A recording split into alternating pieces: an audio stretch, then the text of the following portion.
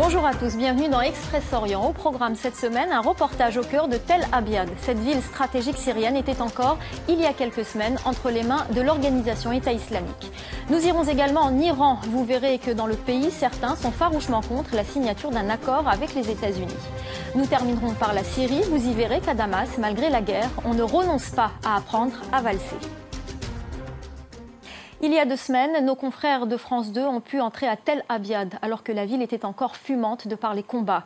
Les djihadistes de l'organisation État islamique ont fini par quitter la ville au profit des combattants kurdes, mais ils y ont laissé des traces de leur fonctionnement. Contrebande de pétrole, raquettes, rançons et trafic d'œuvres d'art, c'est ainsi qu'ils se financent. Reportage. Il y a encore une semaine, la ville dans laquelle nous arrivons, Tel Abyad, était la plaque tournante des trafics du groupe État islamique. Sur les murs, son emblème. La ville a été reprise par les Kurdes. Ils nous montrent les bureaux de douane vides. Par ici, transitaient combattants, armes, marchandises. Comment le groupe État islamique peut-il se financer à hauteur de 2 milliards d'euros par an? Première explication, à quelques kilomètres de là, ce champ de pétrole. Quand les djihadistes en ont été chassés par les Kurdes, ils ont tout brûlé, tout cassé. Installation, canalisation. Mais pendant des mois, ils ont exploité et vendu des milliers de barils.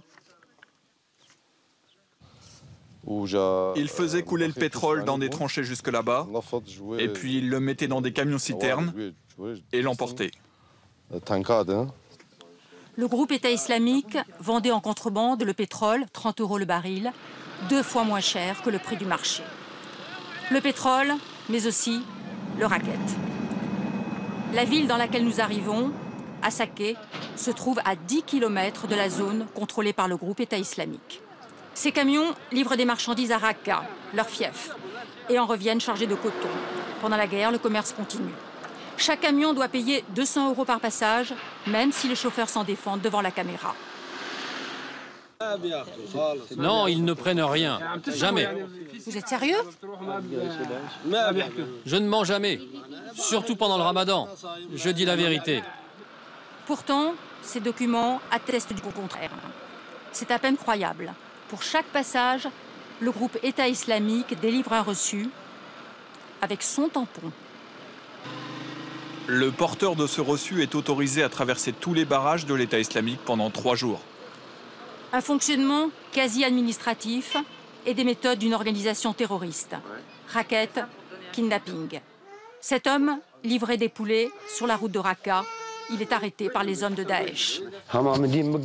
Ils m'ont dit descends. Ils m'ont menotté les mains, bandé les yeux. Ils ont commencé à me tabasser. Puis ils m'ont mis dans une petite cellule. Ils m'ont battu pendant des heures. Pour le faire libérer, sa femme a vendu leur maison, leur terrain et emprunté à toute sa famille. Le groupe État islamique, lui, a encaissé plus de 100 000 €. Pétrole, taxes, impôts, kidnapping, le groupe État islamique engrange des centaines de millions, mais dépense beaucoup, notamment pour ses combattants, entre 30 et 50 000 hommes. Celui-ci a été fait prisonnier par les Kurdes. Moi, célibataire, je gagnais 100 € par mois. Un homme marié, 175 € et 15 € par enfant. Il y a aussi des primes pour chaque opération réussie, de 250 à 1 000 €. En perpétuelle recherche d'argent, le groupe État islamique exige l'impossible. Ses combattants assyriens, des chrétiens, essaient désespérément de trouver les millions d'euros réclamés pour libérer 200 des leurs kidnappés il y a 5 mois. Nous savons que l'ennemi demande des sommes astronomiques qui vont le renforcer. Mais nous essayons tout de même de payer, car c'est notre rôle de protéger la population. Le pétrole représente 1/4 des revenus du groupe État islamique, les extorsions en tout genre un peu moins, 1/4 aussi pour les ventes de gaz et de coton. Le commerce des antiquités, lui, demeure secret. Et l'organisation État islamique qui exploite la guerre civile au Yémen pour s'implanter dans le pays. Les attentats revendiqués par les djihadistes se multiplient. Dernière en date ce lundi, une voiture piégée a visé 2 hauts responsables des rebelles chiites houthis, 2 frères. L'attaque a fait 28 morts. Marg Barg America, à mort l'Amérique. Le slogan en farsi est régulièrement scandé dans les rangs des plus conservateurs en Iran. Ceux-là sont bien sûr contre la signature d'un accord avec les États-Unis. Mais du côté des modérés, cet accord devient vital pour l'avenir. Reportage signé Stéphanie Pérez et Régis Maté. C'est une fresque géante que l'on ne peut pas manquer à Téhéran. Un slogan sans équivoque, abat les États-Unis. Faut-il enfin conclure un accord sur le nucléaire avec l'ennemi de plus de 30 ans ? Le pays est divisé. Vendredi, un quartier populaire de Téhéran. C'est l'heure de la grande prière. Malgré les négociations en cours, ses fidèles, comme toutes les semaines, lèvent le poing. En masse. Ils réclament la mort de l'Amérique. Sous le regard de l'ayatollah Khamenei, le guide suprême, qui ces derniers jours a exclu toute concession iranienne dans les discussions. Le prêche du jour est tout aussi catégorique. Chez les ultraconservateurs, hors de question de céder aux exigences américaines. On ne fait pas confiance aux États-Unis. À chaque fois, ils posent des conditions supplémentaires dans les négociations et nous, on n'est pas d'accord. Est-ce qu'on se mêle des affaires des États-Unis? Est-ce qu'on s'occupe de savoir s'ils ont l'arme nucléaire ou pas? Qu'est-ce qu'ils croient? Qu'ils sont Dieu tout-puissant? Direction un quartier moderne de Téhéran. Ici, autre discours. Chez ces jeunes branchés, connectés, chez ces salariés de la classe moyenne, la nécessité de signer un accord s'impose, quitte à faire des concessions sur la souveraineté nationale. Un avis qui est peu à peu devenu majoritaire. On doit signer, on voudrait être tranquille, revivre l'esprit libre. Et je pense que si on vit en paix avec les autres, on n'aura pas besoin de développer une arme nucléaire. Je pense que le nucléaire, les armes, c'est pas notre priorité. Nous, les Iraniens, on a plein d'autres problèmes à régler, plus importants, comme le problème économique. Et jusqu'au bout, chaque mot, chaque virgule va être sous-pesé, étudié, négocié. Pour l'instant, la prudence reste de mise dans les deux camps. Le mois du Ramadan est accompagné de toutes sortes de traditions et pas uniquement culinaires. Il y a par exemple des métiers spécifiques à ce mois. Parmi eux, le métier de masharati. Exercé par un homme, il est chargé de réveiller le quartier bien avant l'aube pour que les jeûneurs puissent prendre leur dernier repas avant le début de la journée. Rencontre avec l'un d'entre eux en Égypte avec Natacha Vesnich.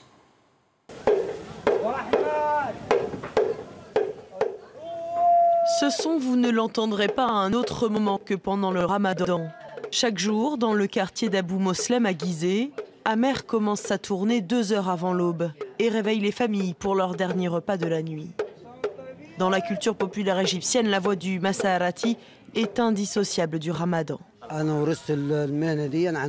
Ce métier, je l'ai appris de mon père et je fais vivre toute ma famille avec. Pendant les festivités du Ramadan, toutes les rues s'illuminent, et notamment grâce à ces lanternes colorées. Certains les fabriquent de manière artisanale pendant toute l'année. Grâce à Dieu, cette année, les lanternes se vendent bien, et du coup, cela nous donne plus de travail. Les vendeurs de konafa, ce gâteau oriental à la crème, attendent eux aussi avec impatience le mois du Ramadan. C'est une tradition et cela fait partie des habitudes des Égyptiens de rompre le jeûne avec ces pâtisseries. La konafa, les katayef, c'est quelque chose qui leur plaît et qui est caractéristique du Ramadan. Autre tradition, celle des fruits secs bien sûr. Pendant le Ramadan, les vendeurs envahissent les rues comme ici au Caire, dans le quartier de Sayeda Zenab. L'occasion pour eux d'arrondir leur fin de mois avant de reprendre leur activité normale une fois les festivités terminées. Danser à Damas, même sous le rythme des bombes, un journaliste de la télévision danoise a visité une école de danse où certains Syriens se retrouvent alors que la guerre fait rage à quelques kilomètres. Ludovic de Foucault. 5 couples pour apprendre à valser. Nous sommes à Damas, dans la vieille ville, et c'est l'heure du cours de danse avec Ammar. Ammar est un professeur itinérant et malgré le danger, il se déplace parfois même en dehors de la capitale. J'ai été pris dans des combats à plusieurs reprises, quand je prenais le bus. J'ai aussi été enlevé pendant 4 heures. Quand je danse, j'ai l'impression de pouvoir m'échapper de toutes ces difficultés qui nous entourent. La danse, plus qu'une passion, un besoin pour une population qui subit la guerre civile depuis plus de 4 ans. Vous n'avez pas peur? On vient d'entendre un tir de mortier. Non, c'est normal, on est habitué. Il faut continuer à vivre. Bien sûr, toutes ces destructions, ça ne nous plaît pas. Du coup, on doit faire quelque chose qu'on aime. Alors on danse. La nuit est tombée, mais la fête ne fait que commencer. Direction le Zibar. Perché au 4e et dernier étage de l'hôtel Omeyyade, le Zibar est l'une des quelques boîtes de nuit toujours ouvertes à Damas. C'est une population plutôt aisée, plutôt proche du régime qui s'y retrouve. On danse sur des chansons qui célèbrent le Damas d'avant-guerre, on boit, on s'amuse, une autre manière de résister. Dans les grandes villes européennes pendant la Deuxième Guerre mondiale, les gens dansaient la valse. Si on renonce à notre culture, c'est la société qui meurt, et alors nos vies seront complètement détruites. 230 000 morts, des millions de déplacés, la guerre ravage le pays. Mais tant qu'il y aura la musique, il y aura des Damascènes pour danser. Voilà, c'est la fin de ce numéro d'Express Orient. Si vous voulez revoir nos reportages, n'hésitez pas à jeter un œil sur notre site internet www.france24.com. C'est en français, en anglais et en arabe. L'info continue sur France 24. Je vous retrouve la semaine prochaine.